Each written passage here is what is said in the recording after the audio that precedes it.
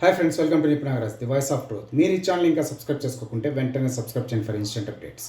ఇక ఈరోజు మా టాపిక్ తలపతి దండయాత్ర అని అంటున్నారు మన ట్రేడ్ పండితులు. మనకు తెలుసు కదా, ఇవాళ తమిళనాడులో, వెస్ట్ బెంగాల్లో జనరల్ ఎలక్షన్స్ అని. మన దేశంలో ఈ రెండు రాష్ట్రాలు కాంప్లికేటెడ్ నట్షల్స్ కాబట్టి ప్రతి ఎలక్షన్కి వీటిపైన అందరికీ అమితాసక్తి ఏర్పడుతూ ఉంటుంది. ఇక మ్యాటర్లోకి వెళ్తే వెస్ట్ బెంగాల్ కంటే కూడా ఈసారి తమిళనాడు షో స్టీలర్ అయ్యిందనే చెప్పాలి. దానికి కారణం నిస్సందేహంగా తమిళ సూపర్ స్టార్ తలపతి జోసెఫ్ విజయే అనేది నిర్వివాదాంశం. అమ్మ జయలలిత ఉన్నంత వరకు ఏ తమిళ స్టార్ హీరో కూడా డైరెక్ట్ పాలిటిక్స్లోకి రావడానికి సాహసం కూడా చేసేవాళ్ళు కాదు. విజయకాంత్ వచ్చాడు, కానీ అమ్మ జయలలిత ఆగ్రహానికి గురయ్యి అధోగతి పాలైన సంగతి అందరికీ తెలిసిందే. ఏవో కుంటి సాకులు చెప్పి చెన్నైలో ఉన్న ఆయన ప్రధాన పార్టీ కార్యాలయాన్ని కార్పొరేషన్ అధికారులతో కూలగొట్టించింది అమ్మ అప్పట్లో. అలా ఉంటాయి తమిళ పాలిటిక్స్. దీంతో యమా క్రేజ్లో ఉన్న తమిళ సూపర్ స్టార్ రజనీకాంత్ అంకుల్ కూడా బాబా సైన్మా తర్వాత పాలిటిక్స్లోకి రావాలని చూసి విజయకాంతం అంకుల్ ఉదంతాన్ని గుర్తు తెచ్చుకొని యూటర్న్ తీసుకున్నాడు. ఇక కమలం సార్ అంకుల్ ఇప్పుడైతే స్టాలిన్ పక్కన చేరి షో చేస్తున్నాడు, కానీ అప్పట్లో పాలిటిక్స్ అనే మాట ఎత్తడానికి కూడా గజగజలాడిపోయాడు అనేది నిర్వివాదాంశం. That is Jayalalithaa ma'am. ఇక ఇప్పుడు వాళ్ళెవరూ లేకపోవడంతో తలపతి విజయ్కి ఫుల్ ఫ్రీడమ్తో పాటు కాస్త పొలిటికల్ వ్యాక్యూమ్ కూడా దొరికింది. అందుకే అర్ధాంతరంగా సైన్మాలన్నీ వదిలేసి పాలిటిక్స్లోకి దూకేశాడు.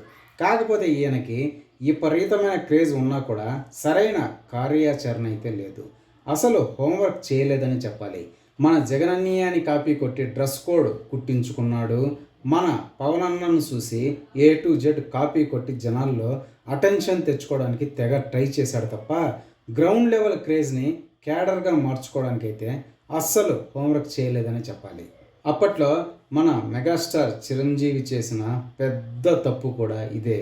లేకుంటే పిఆర్పి రేంజ్ ఇంకో రేంజ్లో ఉండేది అనేది అందరికీ తెలిసిన సత్యమే. ఇక ఆయన్ని విడిచిపెట్టి ఇక ఈరోజు సినారియోలోకి వస్తే తమిళనాడు చరిత్రలోనే కనీ విని ఎరుగని రీతిలో సాయంత్రం 6 గంటలకల్లా 85% పోలింగ్ నమోదయ్యింది. ఇప్పటి వరకు రమారమి ఓవరాల్గా 75% దాటడమే రికార్డ్ అయితే ఇది రికార్డ్ బ్రేకింగ్ అనే చెప్పాలి. ఓటర్స్ని ఈ లెవెల్లో మొబిలైజ్ చేసిందైతే విజయ్ ఫ్యాక్టర్ అనే ఒప్పుకోవాలి. కొత్తగా ఓటు వచ్చిన పిల్లకాయలు ఇంకా యూత్ కేటగిరీలో ఉన్న ఓటర్స్ పోలింగ్ బూత్ వైపు వచ్చారంటే అది నిస్సందేహంగా తలపతి విజయ్ క్రెడిట్ అనే ఒప్పుకోవాలి. ఓట్ మీ ప్రాథమిక హక్కు అని ఎంతమంది తలపండిన నేతలు ఎంత చెప్పినా ఈయనని ఓటర్లు ఒక్క స్టార్ హీరో ఎలక్షన్ ఫీల్డ్లో ఉన్నాడంటే ఎలా వెర్రెత్తిపోతారో లాస్ట్ ఎలక్షన్స్లో పవన్ కళ్యాణ్ ద్వారా ఏపీలో కూడా చూసాం. ఇక ఇప్పుడు తమిళనాడు సినారియో తీసుకుంటే ఇంత భారీ టర్నౌట్ ఎవరికి అడ్వాంటేజ్ అంటే తలలు పండిన రాజకీయ ఉద్దండులు కూడా చెప్పలేరు.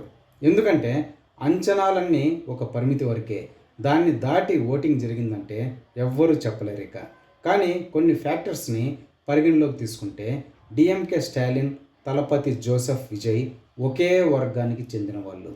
పైగా తలపతి సూపర్ స్టార్ అవడం వల్ల ఓవరాల్ యూత్ ఓటర్ సపోర్ట్ ఆయనకే ఉంటుందని చెప్పాలి. ఇక rural and traditional vote bank విషయానికి వస్తే డిఎంకే ఇంకా ఏఐఏడిఎంకే వాళ్ళ ట్రెడిషనల్ ఓట్ బ్యాంక్ని కాపాడుకునే ఉంటారు. ఇక రూరల్ ఓటర్స్లో స్టాలిన్ పైన ఉన్న అసహనం గదే యాంటీ ఇన్కంబెన్సీని ఏఐఏడిఎంకే కూటమి క్యాష్ చేసుకొని ఉంటుంది ఎంతో కొంత. ఇక్కడ విజయ్ ఫ్యాక్టర్ అయితే ఏమీ ఉండదు, నిల్ అనే చెప్పాలి.